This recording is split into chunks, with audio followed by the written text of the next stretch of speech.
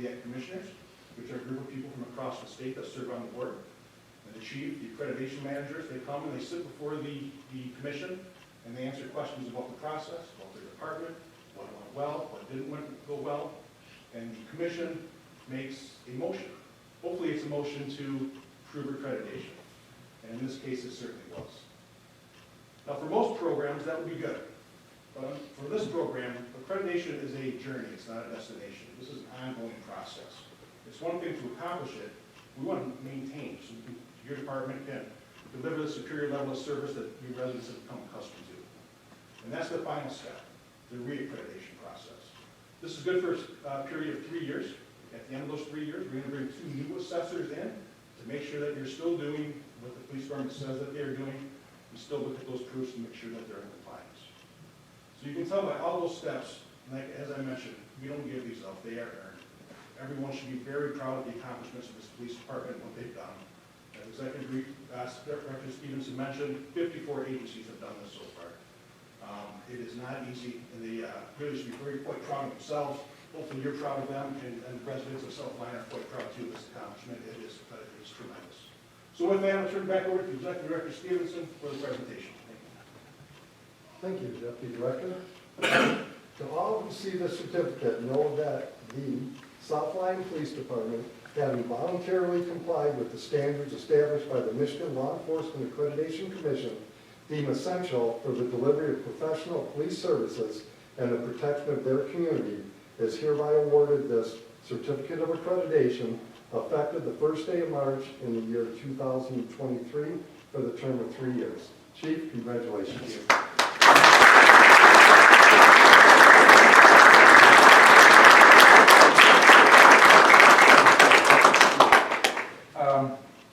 Wow. In this, so I got a few things I just wanted to say real quick, and we'll move on. The first person that I'd like to thank for this and their drive to do this, looking forward, is Chief Sovic, who is here right now. He is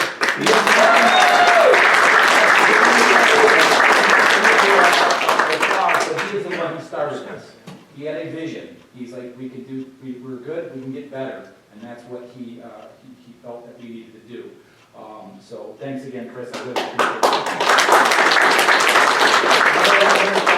it. Lieutenant Seelan, he was the guy in the trenches. He's the guy that did pretty much everything when it comes to the accreditation as the accreditation manager. He collected all the policies, gathered them all together when we needed, all the equipment we needed, all the training. So a big round of applause for Chris. Was Sergeant Chris Fott. He assisted towards the end there, and now he's going to be taking over as accreditation manager to ensure that we, in 3 years, get reaccredited. So,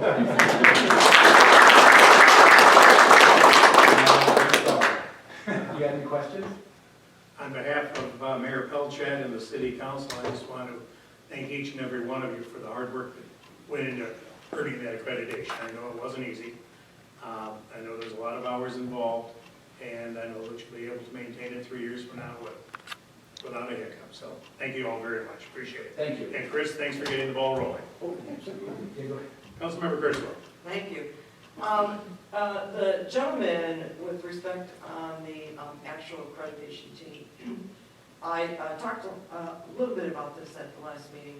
I think it was the last meeting.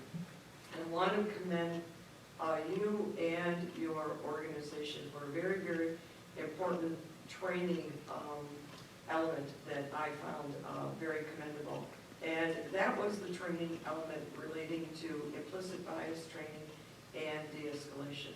I can't think of any training that is more relevant and important to the police department today. And I want to thank you and your organization for picking up on that and structuring a program of training to address those issues. I want to commend you tremendously. The lives that will be saved because of the additional training and the understanding of bias, whatever it exists or how it exists in law enforcement, a renewed training for equality when we're out there enforcing the laws for everybody, not just for some. So thank you, gentlemen, and incredible feat going. Thank you. Anyone else? Councilmember Kimmel? Chief, I was wondering, do you have a location for that plaque? We're gonna find one, it'll be in the lobby somewhere. It should be showcased. that's for Absolutely, certain. I agree.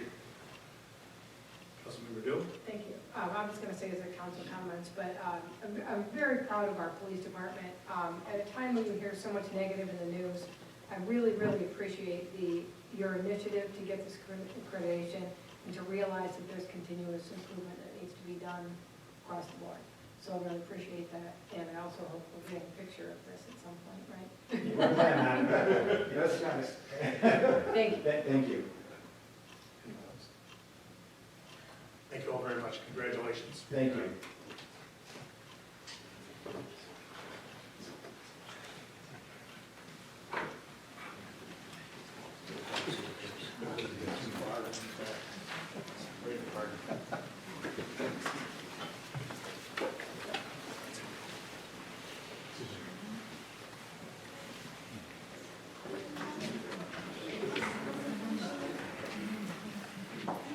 Moving on to unfinished business, none this meeting. Moving on to new business. So business number 1, reappointments. Thank you, Tim. Tonight we're doing reappointments. In March of each year, the staggered terms of the various boards and commissions members expire. The possible courses of action tonight are affirm or not affirm the reappointments made by Mayor Pelchat. Tonight the appointments are Aaron Kopkowski to the Planning Commission, Tyler Finnegan to the Planning Commission, Mike Joseph to the Planning Commission, Phil Weber to the Zoning Board of Appeals, Robert Termatera to the Historical Commission, Larry Ledbetter to the Historical Commission, Jim Grace to the Historical Commission, David Johnson to the Cultural Arts Commission, Jeff Heinen to the Downtown Development Authority, Mark Childs to the Downtown Development Authority, and Tanya Nibbett to the Downtown Development Authority. All terms expire March 1st, 2026.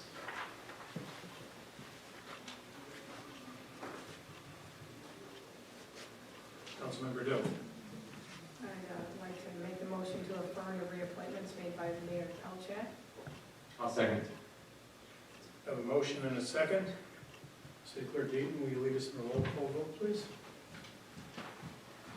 Moser? Yes. Dibble? Yes. Kurzweil? Yes. Hanson? Yes. Bill? Yes. Kennedy? Yes. Thank you. Motion carries. Moving on to new business number 2, changes to the credit card policy. The City Council approves a credit card policy in 2014. This resolution updates the credit card policy by adding the Fire Chief Joey Thornton to the list of individuals who will be issued a credit card by the city for routine purchases.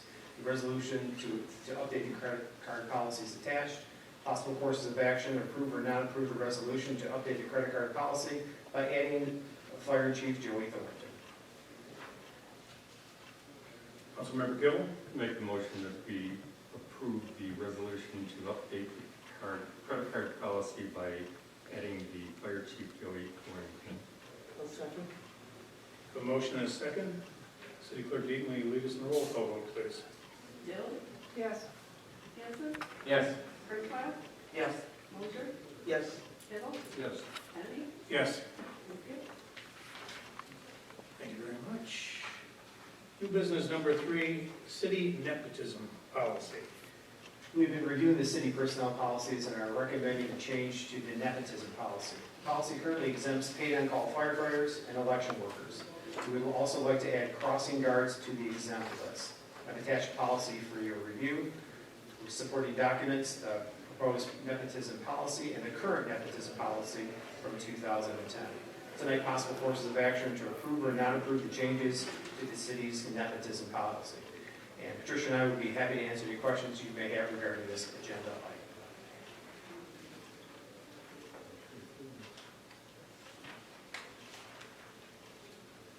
item. Councilmember Gill. I'll make a motion that we approve the changes to the city's nepotism policy. I'll second. Motion and a second. Councilmember Kurtzwell. Thank you. This was a difficult item for me to review and to comment on. But it's how I believe. In its simplest form, we all know that nepotism is about favoritism. It's about favoring families, it's about favoring your friends. And this favoritism generally occurs in the workplace. Nepotism affects all aspects of the workforce. It factors in with respect to hiring practices. It factors in with respect to promotions. It factors in with respect to preferred shifts or any other available opportunity that is in the workplace.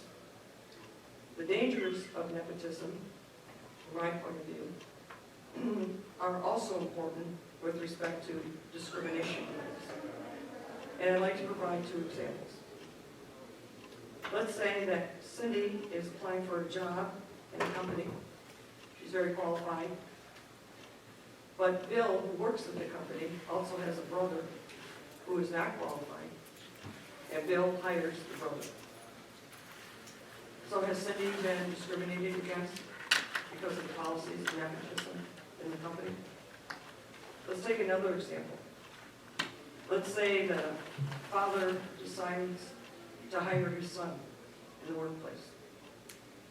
And let's say that there is a person of color that holds this job, but the father wants to make room for the son. So the father fires the son, fires the person of color, and hires the son, who is basically useless unless qualified. Does the person of color have a discrimination claim against the company based on the practices of nepotism? Nepotism issues are also addressed in the regulations in the United States, equal opportunity with respect to the Equal Employment Opportunity Commission, which an aggrieved employee could address, and unfortunately, that involves federal law. So it may be a nepotism claim in your own small state, may mushroom into a federal claim because of violations of the EEOC and its regulations. Simply put, nepotism is about favoritism. Nepotism is unethical. If you can't build a workforce based on merit, then you are left with a workforce that is based on personal relationships and a culture of cronyism. Employees will quickly recognize the lack of fairness and clearly a declining morale results in an unsatisfactory workplace as a result of using nepotism as a hiring technique. I read the notes for tonight. I read all the information that was provided by the city manager. And it says crossing guards you want to be exempt from the city's nepotism policy. So this tells me that there's a candidate in the wings, or otherwise it wouldn't be coming up. I don't know who he or she is, and I don't want to know, at least right now, that is somehow triggering this nepotism policy. To me, it doesn't matter whether this is a part-time position or a full-time position.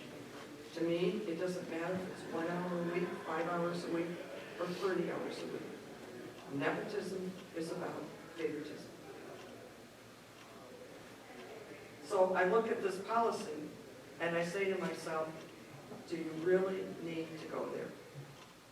Does the police department really need to have a policy where a candidate is being favored over somebody else? Because that's what nepotism is. It's favoritism. The city should not be crafting employment policy for a specific individual. And that's what we have. We have a specific individual who's applying for a job, and we are crafting an employment policy for that individual, rather than crafting our employment policies to be equally applied to all employees in our workforce. Our policy should be fair. We should be equal. Nepotism is not a policy that is fair and equal. It is clearly, undeniably, a policy of favoritism. I cannot condone, I do not want to participate in nepotism. I do not approve of what is in front of us tonight. I do not approve the exemption that has been provided for the full-time firefighters. There is no excuse, in my mind, for why we would even go down this road and consider it. there is no justification. Well, there will be attempts, this is why we need to do it. But at the end of the day, I have to look at employees in the face. And it's the total labor force in the city that's important to me. Because eventually, we're gonna find out who this person is, if this goes through. And employees will say, that's why you got the job, because of who you knew. And is that really fair for the rest of the employees in the city that have abided by rules of nepotism, that have said at one point or another you can't apply because we have nepotism laws? They're there for a reason. So for me, I don't want to go down that slippery slope. I want to keep the morale healthy in the city. I want the employees to feel that management decisions with respect to hiring are not tinted or biased with favoritism. So tonight, I will be voting no on this policy. Thank you for my time. Thank you, Councilmember Kurtzman. Winners. I believe we have a motion and a second. Sorry, Councilmember Killian. The reason that this has come into play is because we've got a police officer having to field the fact that we can't get people to come up and be the crossing guards. So the notion that that is going to end up being the demise of the credibility of our city seems awfully weird to me. I don't think that anybody's looking at a career as a crossing guard. I just think that rant was just way out of line. So I think that we're doing ourselves a favor by keeping a highly paid, highly trained officer being a cop rather than when somebody that doesn't even need a great deal of skills, just common sense and a life protection kind of a feeling to get kids across the street without being run over. So I just think that was really over the top. That's all I have. Thanks. Councilmember Dill? Thank you. Is there, can we get some more details on this, like why this came about, or? Well, this came about because the police department had contacted me regarding a potential hire within the department, and discovered that this individual happened to be related to a person with the city. And we feel, and after review and discussing it, we feel it's not favoritism for a potential employee. We do not have the people applying necessarily for, on a regular basis, for election workers, for firefighters, and specifically for crossing guards. And we would like to bring a candidate before us that will, potentially serve in this position, but we're not going to view this candidate over another candidate that's also applying for the position. So we're not providing any favoritism for that individual, other than looking at it if it's the right thing to do to change the nepotism policy in order to bring a candidate on that can fill this position. Like I said, it was brought to, for the police department, brought to me to review, and that's why I said if we are to do this, we need to have this discussion with council and have this reviewed, but I do not see this position as being an advancement. This individual is not necessarily now qualified for other positions within the city. They will not be in charge of other positions with the city. And I did not want to take the police officer off their normal duty every day in order to do the crossing guard as needed, instead of just bringing somebody in that could do this position as needed basis. And so, and this person would be being supervised By the police department or by the cadets. by somebody who's related, or? No, would not be supervised over anybody that is related to them at all. So what is the reason for the policy? Because there's another employee that works here with the city that is a higher ranking position within the city, but does not necessarily oversee this position. But so that nepotism policy applies, because they are related to another employee technically here with the city. And I'm not sure if Patricia wants to add anything to that. If I may, Mr. Mayor Pro Tem, The policy itself has actually been in the works for over a year, am I right, Paul? Right. It's been a while. We've been working with our legal, Rosati, with our legal department, in drafting our entire personnel manual, giving it an overhaul since the last revision was in 2010. It's been a very long process, and we were going to present everything at once until we had this opportunity come up where we had an individual that actually applied for the crossing guard position. We've been struggling to fill it for a long time now. And that's why we already had the policy drafted. It has been something that has been discussed amongst the team that's working on the manual, which is Laura Armbruster at Rosati, Paul, and myself, the city manager and myself. And when this individual applied, and we realized that there was a potential conflict because of the relation aspect, Paul reached out to Rosati and asked them what we should do, and if it would be in our best interest to present the policy separate early before the entire manual is ready, so that we would have the opportunity to fill that position. And that's why we brought it to you tonight. And so it is a little different that, this was something we were working on. We were going to put it as presented as something, as an update with personnel manual. We have separated it because we just happened to have the situation come about. So that kind of sets the stage and where we're at this point today. In regards to paid-on-call firefighters and election workers who previously were exempt from the nepotism policy in the past, the viewpoint is that they have no financial gain, no other kind of promotion within the city in the future that would make there be a conflict. So even if the relation is someone in a different department, not in the department that that individual's working in, we still would want to hire someone who could potentially receive some sort of favorable treatment, or, be seen in some sort of, shadow that, even if everything was completely separated, somehow their employment was not the same as someone else who came off the street who had no affiliation with the city whatsoever. And so that's why that was approved many years ago. Adding the crossing guard made sense to us because that is another position in which that individual really does kind of work independently. Yes, they are affiliated and work out of the police department, but they have limited responsibilities outside of those duties as a crossing guard. So their job doesn't necessarily interact with the other departments within the city.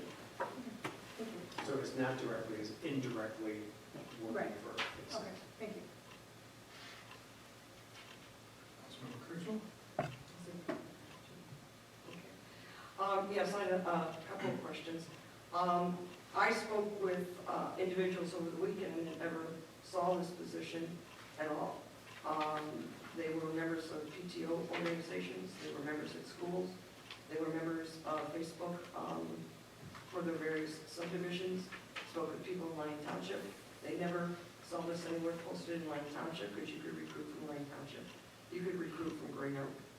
So you have a whole opportunity to advertise this position that obviously a lot of people didn't know about it. So I'm not quite sure how this position was even being advertised so that you could avoid and get some recruits and avoid moving with the nepotism.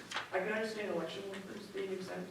They're here for 12 hours and then they're gone in a year. You don't see them again until another election. And you have an opportunity to separate them. If they're related, you can put one in one precinct and one in another precinct.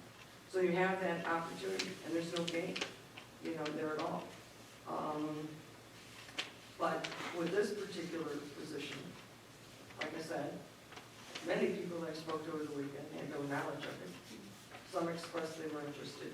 I said, well, I don't know if the applications are still available. Absolutely. But are you reaching out to those kinds of venues to expand the opportunity? And let's say that one does come through where the nepotism is not an issue, does the nepotism still stay in effect in the policy? Well, to answer your first question, the job posting has just been in our local job boards that we do within the city. So it's on our website, it's been posted on our bulletin boards, the library, places like that. That's where we do most of our job postings. So obviously, if they haven't looked in those areas, they would not see that the job is listed. We do try to be conservative where we do our postings depending on the job position because it does cost money. And so we do look for, you know, certain avenues as opposed to if we were looking to hire the fire chief, if that makes sense. As for the job, technically, yes, the job is still open. We haven't filled it. So people would still be welcome to apply for the position. If we were to fill it this week, and we would hold on to those resumes for 2 years if we had another opening, because especially with the positions like crossing guards, the individuals, you know, can come and go because that is it takes a very specialized person that's willing to work an hour and a half every day, 5 days a week, and is going to be around town and able to be outside in all the elements and work to protect the children crossing the street. So if, you know, someone does it for a year, they might decide, hey, you know what, next year it's not going to work out for me, so we might have another open position for the next school year. So definitely hold on to those applications. But with this particular position, we just did not have a lot of interest. We had 2 open this year. We were able to fill 1 after the 2nd week, I believe, school started. But then the other position's been open this whole school year since then. Did you send any communications to Colonial Lakers for any of their newsletters? I believe we did, actually. You know, I'm just We curious, talked about it, I believe, at the coffees, but I don't know if we had anything in writing. anything already to go into there? Yeah, my position still is as it is. I'm very anti-nepotism policies, and it's not a rant. I mean, that's what people say that are ignorant, and they don't understand the full scope of the problems with the nepotism policy. And it's a very shallow way of approaching. I don't agree with you. The more professional approach would have been to provide some professional arguments without the attacks on the argument position itself. So I will continue to oppose anti-nepotism policies. That's going to be my position. I think it already has been my position. So, but anyway, I want to thank you for your good work. Thank you. Anyone else? City Clerk Deaton, I believe we have a motion and a second. If you will lead us in a roll call. Kendall? Yes. Moser? Yes. Kurzweil? No. Hanson? Yes. Bill? Yes. Kennedy? Yes. Thank you. Motion carries. Moving on to the budget. Any questions regarding the budget this evening? I'd just like to make one Sure. statement, if I may. I just want to do a reminder for council members as well as everyone in the audience that we have our first pre-budget workshop is Wednesday night at 6 p.m. here at City Hall. And we will be talking about our road project coming up for the next several years. And we look forward to having a good discussion. And all of you have been given copies of the agenda and information we'll be discussing at the meeting. Councilmember Kurzweil. For the benefit of council, I did have a brief discussion with the city clerk and was curious about whether there would be budget adjustments this year for the change in the voting laws as a result of the passage of Proposition 2. And whether or not we would have to make those financial adjustments. And she informed me that not this year, but it would be in 2024 that the adjustments would be needed in the budget. So we may want to think about that, you know, as we approach the budget season, that we may have a fairly large request from the administration to accommodate for the passage of Proposal 2. Thank you. Anyone else? Thank you, Patricia. Moving on to public comment. Is there anybody that would like to speak? Remember, it's a 2-minute time limit. Seeing none, we'll close public comment and move on to the manager's report. City Manager Zalbeck. Want to update everyone regarding upcoming meetings. We'll still have the item on the agenda for the National Opioid Settlement and the agreement with the CSX Road regarding the encroachment in their right-of-way. That agreement is still at CSX. We're waiting for the comments to turn back that were given to them by our city attorney. As Patricia mentioned, this meeting will occur this Wednesday regarding our road improvement program and how it relates to our current year as well as future years' budgets.